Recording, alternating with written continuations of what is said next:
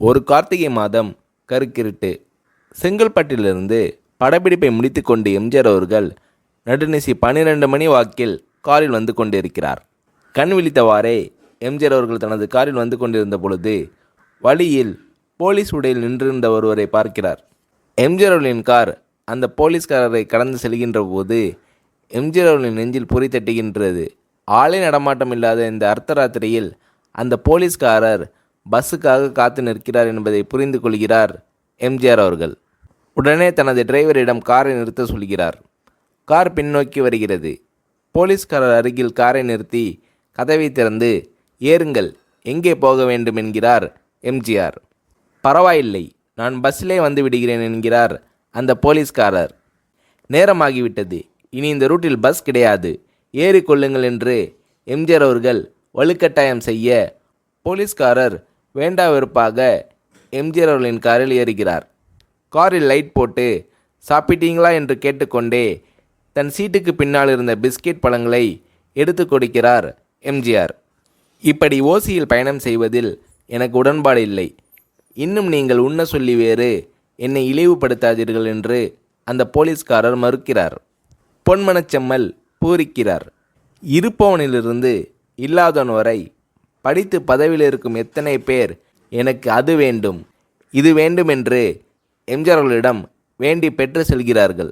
ஆனால் சாதாரண பொறுப்பில் இருக்கும் இந்த போலீஸ்காரரின் நேர்மை எம்ஜிஆர் அவர்களை சிலிர்க்க வைத்து விட்டது. எம்ஜிஆர் அவர்களின் கார் தூரத்தில் வந்து கொண்டிருந்தாலும் காரின் நிறத்தையும் ஒளியையும் மனம் கமலும் ஓடிக்கான் வாசனையும் வைத்து இது எம்ஜிஆர் அவர்களின் கார் என்றும் கார் சென்ற தடத்தை தொட்டு வணங்குகின்ற அளவிற்கு புகழுடன் திகழ்ந்த நேரம் அது. அரை மணி நேரம் கார் சென்று கொண்டிருக்கிறது. ஆனால் அதுவரை எம்ஜிஆர் அவர்களை பற்றி பெரிதாக போற்றி புகழ்ந்து பேசாமல் அந்த போலீஸ்காரர் பொருட்படுத்தாமல் வந்ததே எம்ஜிஆர் அவர்களுக்கு அந்த போலீஸ்காரர் மீது மிகுந்த மரியாதை ஏற்பட்டது. நான் தான் எம்ஜிஆர் என்கிறார் புரட்சித் தலைவர். கேள்விப்பட்டிருக்கிறேன் என்கிறார் போலீஸ்காரர். பொன்மனச்செம்மலின் முகத்தில் கோபம் இல்லை. பதிலுக்கு புன்முறுவல் மலர்கிறது. என் படங்களை பார்த்திருக்கிறீர்களா என்று கேட்கிறார் எம்ஜிஆர். நான் சினிமாவே பார்ப்பதில்லை என்கிறார் அந்த போலீஸ்காரர். புரட்சித் தலைவர் இன்னும் பிரமிக்கிறார். இப்பொழுது கார் சத்தத்தை தவிர ஒரே நிசப்தம். போலீஸ்காரர் தனது வீட்டிற்கு 1/2 கிலோமீட்டருக்கு முன்பே காரை நிறுத்த சொல்லி இங்கேயே இறங்கிக் கொள்கிறேன் என்கிறார். ஏன், நீங்கள் குறிப்பிட்ட அந்த விலாசம் இன்னும் 1/2 கிலோமீட்டர் தூரம் இருக்கிறதே என்கிறார் எம்ஜிஆர். சாதாரண போலீஸ் உத்தியோகத்தில் இருக்கும் நான் காரில் வந்து இறங்கினால் என் வீட்டிற்கு அருகில் உள்ளவர்கள் என்னை தவறாக நினைத்து கொள்வார்கள். இதுவரை இப்படி நான் யார் காரிலும் ஓசியில் வந்து பழக்கமில்லை. நீங்கள் இவ்வளவு தூரம் செய்த உதவிக்கு நன்றி என்கிறார் அந்த போலீஸ்காரர்.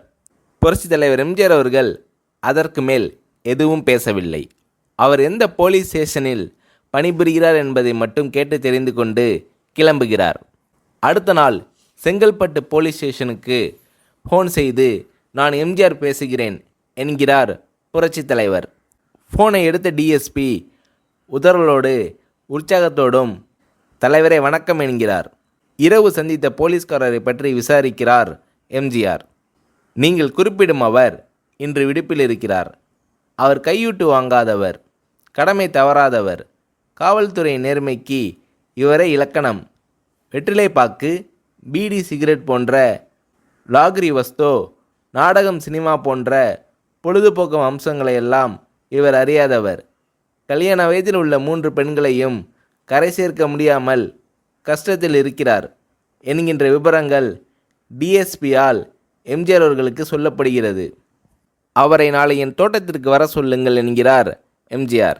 பேசிக்கொண்டிருந்த டிஎஸ்பி உங்களோடு ஃபோனில் ஆளுக்கு ஒரு வார்த்தை பேச இன்ஸ்பெக்டர், சப் இன்ஸ்பெக்டர் உள்ளிட்ட எல்லோரும் ஆசைப்படுகிறார்கள். ஃபோனை அவர்களிடம் கொடுக்கலாமா என்கிறார் டிஎஸ்பி. புரட்சித் தலைவர் எம்ஜிஆர் அவர்கள் கொடுங்கள் என்கிறார். பேசுகிறார். அந்த போலீஸ் ஸ்டேஷனே புண்ணியம் பெற்றதாக புலகாகிதம் அடைந்தனர் அந்த போலீஸ்காரர்கள். மறுநாள் அந்த போலீஸ்காரர் ராமவரம் தோட்டத்திற்கு அழைத்து வரப்படுகிறார். அவரிடம் பேப்பரில் மடித்த பெரிய பணக்கட்டை கொடுத்து, இதை வைத்து உங்கள் பெண்களின் கல்யாணத்தை நடத்துங்கள் என்கிறார் எம்ஜிஆர். அந்த போலீஸ்காரர் மறுக்கிறார். நான் ஏதாவது உங்களிடம் காரியமாற்ற சொல்லி அதற்காக பணம் கொடுத்தால் அது தவறு. என்னால் ஆக வேண்டியது உங்களுக்கும், உங்களால் ஆக வேண்டியது எனக்கும் எதுவும் இல்லை. நான் உங்கள் கூட பிறந்த ஒரு சகோதரனாக நினைத்து கொடுக்கிறேன். பெற்றுக்கொள்ளுங்கள் என்று சொன்ன பிறகு கேட்டும் கூட கிள்ளி கொடுக்காத கனவான்கள் வாழும் இந்த உலகில் ரோட்டில் நின்றவனை அழைத்து சென்று அள்ளி கொடுத்த புரட்சித் தலைவர் எம்ஜிஆர் அவர்களின் கருணையில் நெகிழ்ந்து போய் பெற்றுக்கொள்கிறார் போலீஸ்காரர்.